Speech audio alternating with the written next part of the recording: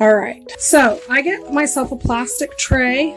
You just need some sort of safe surface. Now, if you use a metal baking sheet, it will rust. So maybe if you have an old one and you want to just make rust prints from an old metal baking tray, you can do that as well.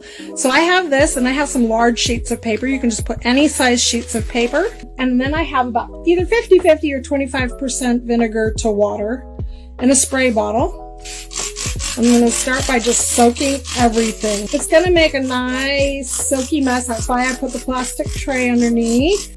And it's a little stinky, but that doesn't bother me at all. And then I'm going to go ahead and just put these are deli papers. Here, I have this too. I'm going to spray these, and then I'm going to put another layer. Sometimes it soaks through to the other layer. Sometimes it doesn't.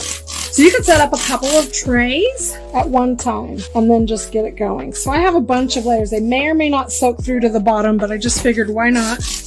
It's been about a year, maybe 2 years since I've done this, so I'm doing it from memory. If you have any questions, ask. And now I'm going to take this bucket. I want to show you the other bucket full of stuff too. Look, all of this from Etsy. I don't want to use the bigger things, but sometimes these other nuts and bolts and circles, and actually that could be kind of interesting. Let's see how that one will turn out. You won't see until tomorrow.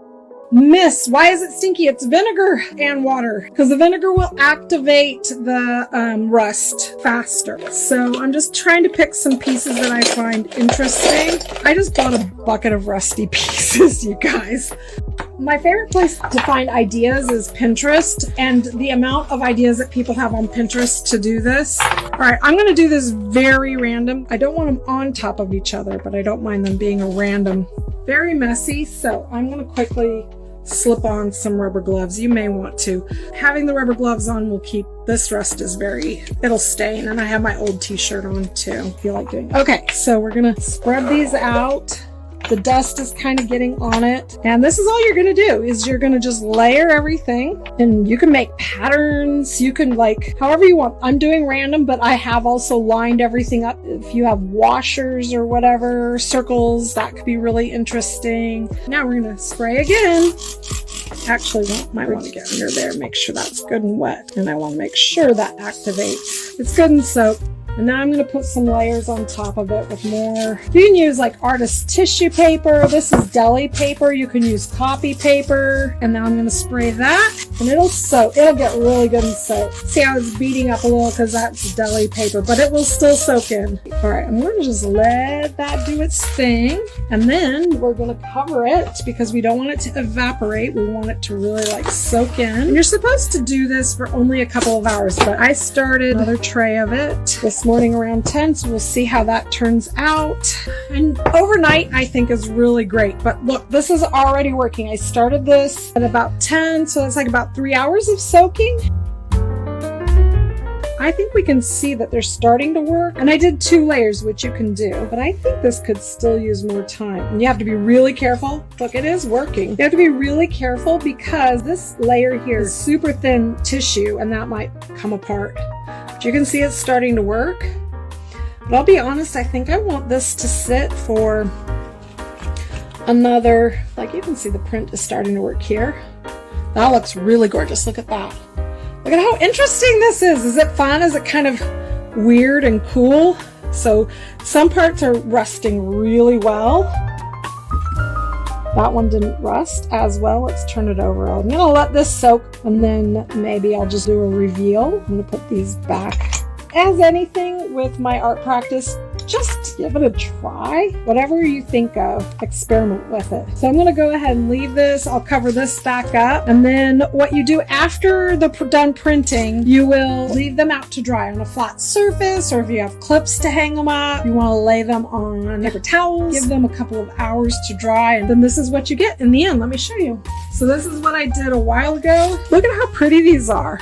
And now I did these on deli paper, so it took really well on the deli paper, and you can see how that one I did some lined up stuff.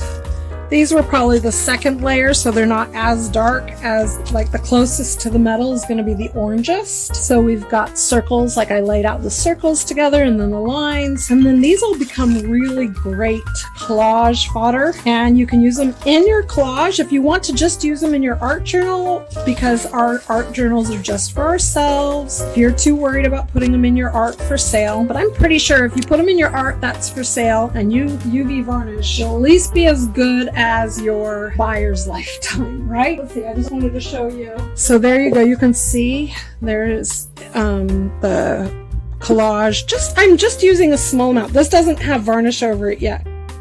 My art journal as well, and just show you some of the little collages inside the art journal. And leave this out where you can see them. But you see how beautiful it looks with this color combination? Black, neutrals, greens, and then the rust piece. These are like little mini grids that I did to help work out color composition and design in the Lush Landscapes course, which has turned out to be such a fun class. Everyone's enjoying it so much. So if you wanted to take this idea and kind of jump from it. Kim is asking if I prefer deli sheets for collage. I do, because they kind of become transparent and you can see what's behind it. You know, so when I use it, whatever colors, whatever textures are behind it, you can still see. And for everything, whether I'm making handmade papers or I'm making rust prints or whatever, I really do love the deli paper, which you can buy. For those of you not in the United States, it's not quite waxed paper. It has a wax layer to it, but I think one side is waxed and one is not. And it's like what you would wrap a sandwich or your deli meat in.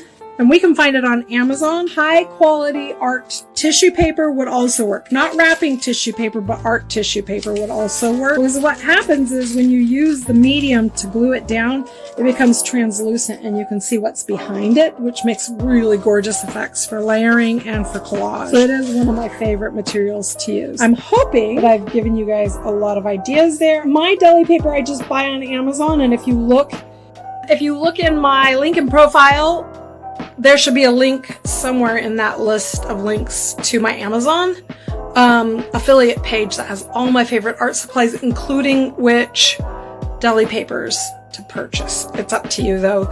You know, it's trial and error for all of them. Some of them are smaller, some of them are larger. They're really, really fun to use for jelly plate printing.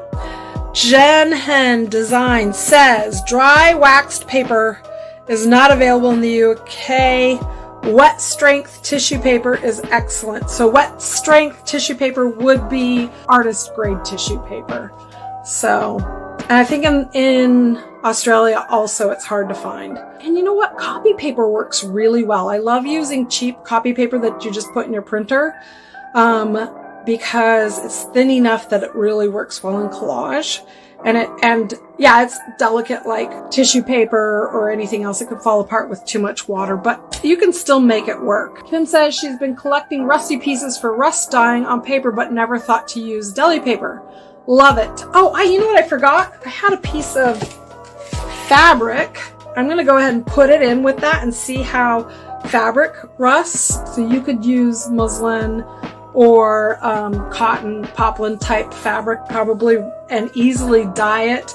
And then just like when you tie dye, you soak it in vinegar to hold it in, to hold that color in, and wash it. And then once it's dry, you can cut it up and cut it into pieces to sew or to put into your journal or whatever you wish to do. Get creative with it. What is it that you make?